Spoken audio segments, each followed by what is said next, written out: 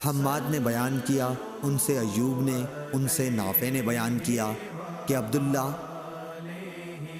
عبید اللہ بن عبداللہ بن عمر رضی اللہ عنہ نے اپنے والد سے کہا جب وہ حج کے لیے نکل رہے تھے کہ آپ نہ جائیے، کیونکہ میرا خیال ہے کہ بد امنی کی وجہ سے آپ کو بیت اللہ تک پہنچنے سے روک دیا جائے گا۔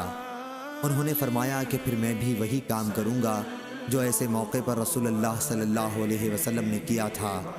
اللہ تعالیٰ نے فرمایا ہے، تمہارے لیے رسول اللہ صلی اللہ علیہ وسلم کی زندگی بہترین نمونہ ہے۔ میں اب تمہیں گواہ بناتا ہوں کہ میں نے اپنے اوپر عمرہ واجب کر لیا ہے۔ چنانچہ آپ نے عمرے کا احرام باندھا۔ انہوں نے بیان کیا کہ پھر آپ نکلے اور جب بیدا پہنچے تو حج اور عمرہ دونوں کا احرام باندھ لیا، اور فرمایا کہ حج اور عمرہ دونوں تو ایک ہی ہیں۔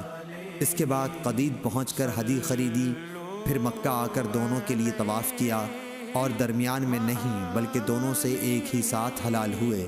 صحیح بخاری حدیث نمبر 1693۔